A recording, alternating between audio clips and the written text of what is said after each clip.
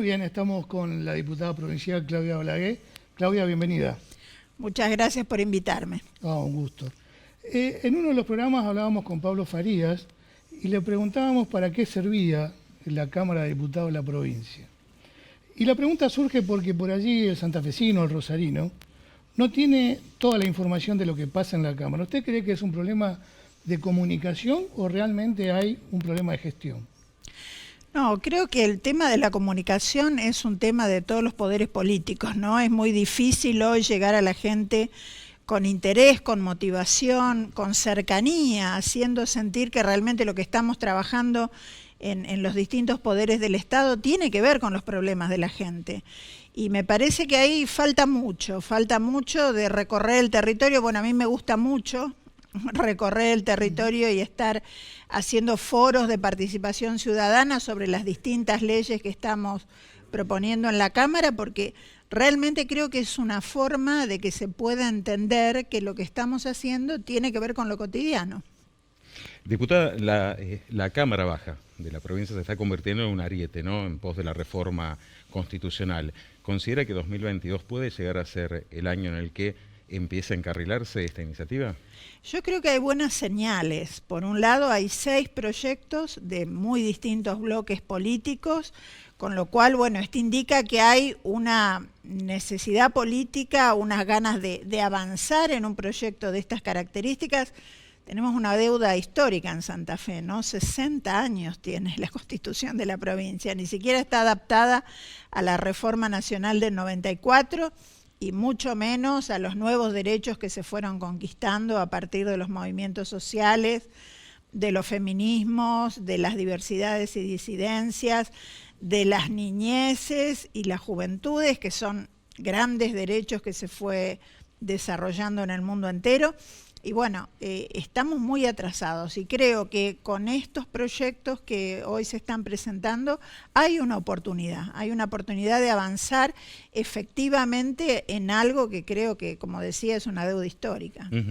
¿Hay alguna clave puntual desde su punto de vista que debe tener esta reforma hoy por hoy? Yo creo que no hay que empezar discutiendo la reelección del gobernador. Creo que esa es la clave más importante, porque todas las veces que se trabó este proyecto de reforma de la Constitución estuvo sesgado por este punto, ¿no? Si el gobernador va a ser reelecto o no va a ser reelecto. Y en este caso estamos todos de acuerdo en que no hay que discutir esto, que no debe haber reelección del actual gobernador. Por lo tanto, podemos avanzar en todos los otros puntos que son muy importantes. Dentro de esos puntos aparece la autonomía, que es una palabra que en los programas anteriores hemos ido explicando con los distintos invitados, pero como usted bien decía, los intereses sectoriales terminan imponiéndose al interés general, que es justamente poder tener autonomía, que todos los municipios tengan su autonomía y puedan disponer sobre también su propio futuro, ¿no? ¿Usted cree que con respecto a la autonomía puede haber un acuerdo? Porque gobierne quien gobierne, siempre hay un pero. Esperemos que no, esperemos que se entienda que es muy importante, sobre todo en las grandes ciudades. Las grandes ciudades necesitan tomar definiciones porque son las que están dando la cara a la gente y a las grandes problemáticas de nuestra provincia todos los días, ¿no? Me parece que es un tema muy importante. Y lo que nosotros también decimos es que esta autonomía tiene que estar necesariamente acompañada con recursos. ¿De qué le sirve a una ciudad ser autónoma si no puede disponer de más recursos para atender los problemas de la gente? Así que creo que si logramos conjugar adecuadamente estas dos cosas, podemos avanzar. Usted fue ministra de Educación. La educación se ha degradado mucho en los últimos años. ¿Le quedó algo pendiente como ministra? La verdad que yo pensaba que este gobierno iba a continuar con algunas políticas públicas que fueron bastante acertadas en ese momento en educación, ¿no? Yo siempre recuerdo 2 o 3 cosas. El Vuelvo a Estudiar, por ejemplo, que era ir a buscar a los chicos casa por casa para que no abandonaran la escuela, dándoles oportunidades, formas de acercarse a la educación de muy distintas maneras pedagógicas y didácticas. Y lamentablemente este gobierno abandonó ese tipo de programas tan importantes. Entonces, claro, las cosas que quedaron pendientes era en las que se tendría que haber profundizado y avanzando siguiendo una línea de políticas públicas educativas. Creo que eso es lamentable lo que hoy estamos viviendo, porque además el efecto post-pandemia es gravísimo en todos lados y por supuesto también en Santa Fe, y no estamos viendo políticas públicas concretas que ataquen específicamente el tema del atraso y la falta de calidad educativa que se ve en la pandemia. Chicos que pasaron automáticamente de año, chicos que no pudieron recuperar contenidos perdidos. Hay un montón de cosas que deben ser estudiadas muy profundamente, y en Santa Fe tenemos especialistas de altísimo nivel. Solo hay que consultarlos, solo hay que sumar a las universidades, a los especialistas, a los docentes que viven todos los días en el aula lo que está pasando para que estas cosas empiecen a cambiar. Se nos acerca 2023 cada vez más y en paralelo también empiezan a crecer empieza a crecer el momento de las definiciones políticas electorales. Bases, el sector del socialismo que usted integra, ¿se va a cortar solo de cara a los próximos comicios? Yo creo que falta mucho todavía, ¿no?, para definiciones electorales. Sí es importante tomar en este momento definiciones políticas. Empezar a articular con los actores que pensamos parecido o que pensamos lo mismo sobre lo que hay que hacer en Santa Fe. Yo creo que en ese sentido hay que ir avanzando y avanzar, quizá no para las elecciones del 23, pero sin duda para un futuro de construcción diferente de la política santafesina y de la política argentina. Hoy en Santa Fe se están perfilando dos opciones de derecha, ¿no? Por un lado el peronismo de Perotti, y por otro lado Juntos por el Cambio o el Frente de Frentes o como se llame.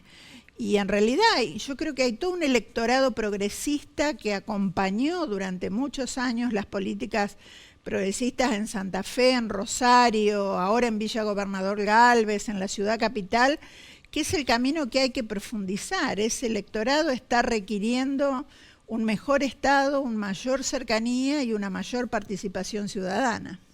Si la cúpula o la conducción del socialismo define confluir en este frente de frentes, ¿estaría contradiciendo desde su punto de vista las banderas históricas del partido?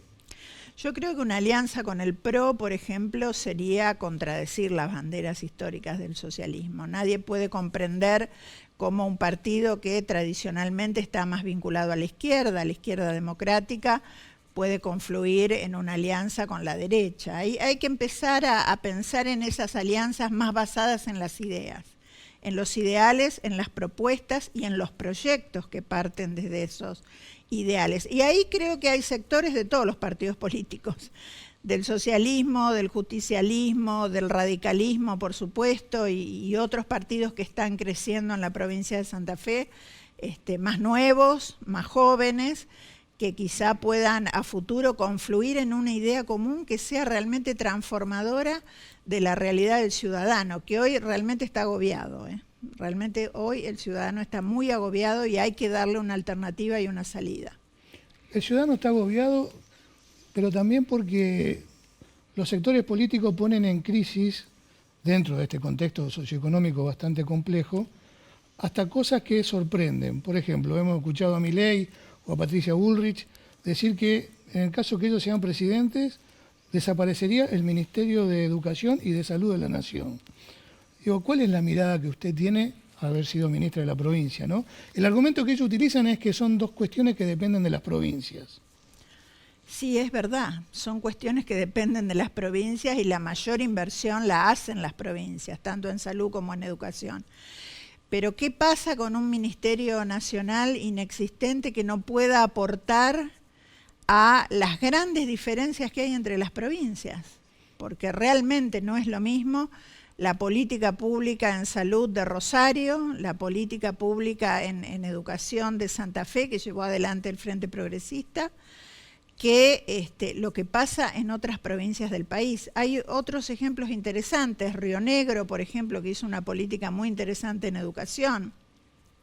Bueno, tomar esas iniciativas y llevarlas a nivel nacional, sin duda es responsabilidad de un ministerio nacional que aporte, que construya, que articule, que lleve lo mejor a cada lugar y a cada rincón del de nuestro país. Si esto desaparece, ¿quién va a hacer esa tarea? Imaginémonos la pandemia sin un Ministerio de Salud Nacional. ¿Quién hubiera fijado las directivas? ¿Quién hubiera conseguido las vacunas? Para una provincia es muy, pero muy difícil hacerlo en soledad, ¿no? Así que directamente me parece una barbaridad que se piense en hacer desaparecer un Ministerio de Salud o un Ministerio de Salud de Educación Nacional. Bien, te toca la pregunta incómoda. La pregunta incómoda. Este programa lamentablemente la tiene. Es como un pequeño desafío. Si a su celular entran al mismo tiempo 2 llamadas, una es Cristina Fernández de Kirchner y la otra Mauricio Macri, ¿a quién atiende primero? Bueno, la verdad que a ninguno de los dos. No me parecen 2 proyectos que tengan vigencia actualmente. Yo sinceramente creo que hay que pensar la Argentina del futuro. Ninguno de los dos está pensando la Argentina del futuro. Se están retrotrayendo a peleas de años anteriores, a discusiones, a quién tomaba como enemigo al otro. La verdad que no creo que estemos necesitando eso hoy. Creo que estamos necesitando algo más transversal, basado en las ideas, basado en las propuestas y en buenas políticas que cambien la vida de la gente. Diputada, muchísimas gracias. Muchas Gracias gracias. Seguimos ahora, nos vamos al corte y el próximo invitado, el ministro de Desarrollo Social de la provincia, Danilo Capitani.